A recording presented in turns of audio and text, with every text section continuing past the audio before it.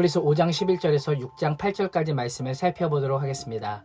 저자는 예수 그리스도의 대제사장 되심에 대해 설명하기 위해서 부득이 멜기세덱에 대해 이야기할 수밖에 없는데 그 내용이 너무 깊고 어려워서 영적인 어린아이인 히브리서의 말씀을 받는 성도들이 영적으로 이해하기 어려울까봐 잠시 멈추어서 성도들의 얕은 지식에 대해서 권면하고 있습니다.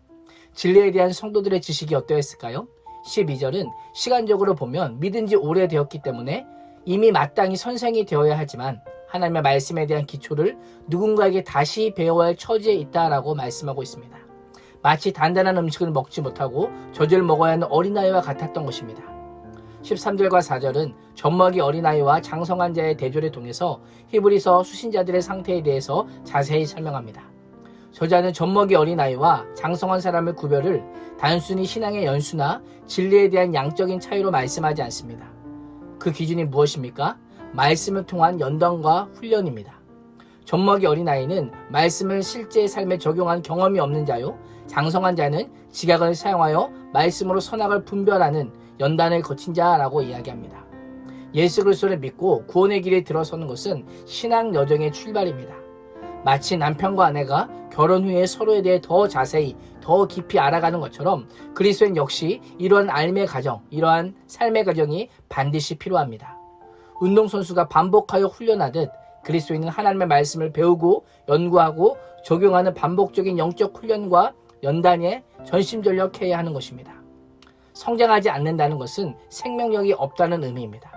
이것은 심각한 영적인 적신호입니다. 살아있지만 죽은 자와 같다는 의미입니다. 그렇다면 히브리서 독자들이 어떻게 해야 될까요? 1절과 2절은 미성숙한 성도들을 향해서 그리스도의 도의 초보를 버리고 완전한 대로 나아갈지니라 라고 강력하게 권면합니다. 회개와 신앙, 세례와 안수, 부활과 심판은 매우 기독교적인 신앙의 기초입니다. 그러나 기초는 기초일 뿐입니다. 건물을 올리기 위해 기초를 닦는 것이지 기초 자체가 목적은 아닌 것입니다. 왜 기독교 신앙을 배우겠습니까? 그리스도인으로 살기 위함입니다. 저자는 히브리서 독자들은 이미 기독교 신앙의 기초가 놓여 있으니 이 기초 위에 말씀의 원리와 본질을 깨닫는 곳까지 완전한 대로 나아갈 것을 명령합니다.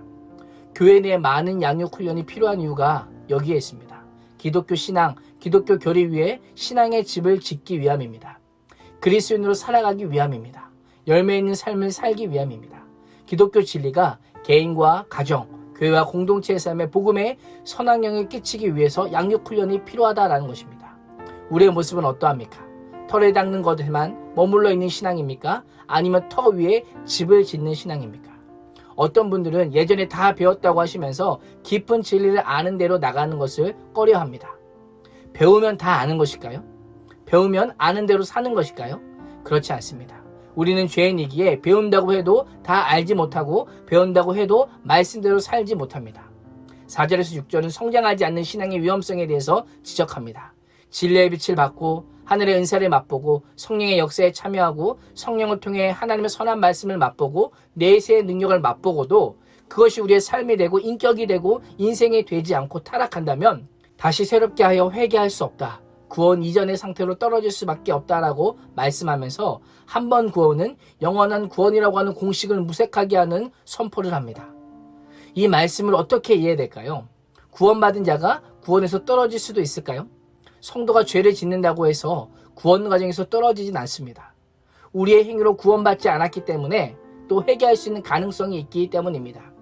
그런데 왜 저자는 이런 경고를 하는 것일까요? 구원 과정의 진리를 따르지 않고 거짓을 따르는 경우를 경고하고 있는 것입니다. 거짓 가르침이 따른다는 것은 예수 그리스도를 통한 죄사함과 예수 그리스도의 십자가의 은혜로 죄와 죽음에서 해방되는 모든 과정을 부인한다는 의미입니다.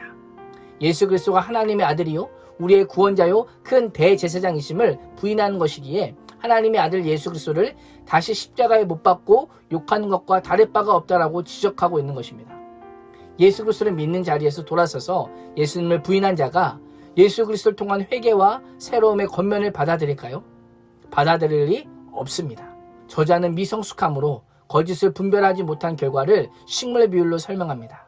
자주 내리는 비를 흡수하는 땅이라고 해서 저절로 쓰기에 합당한 채소를 맺는 것이 아닙니다.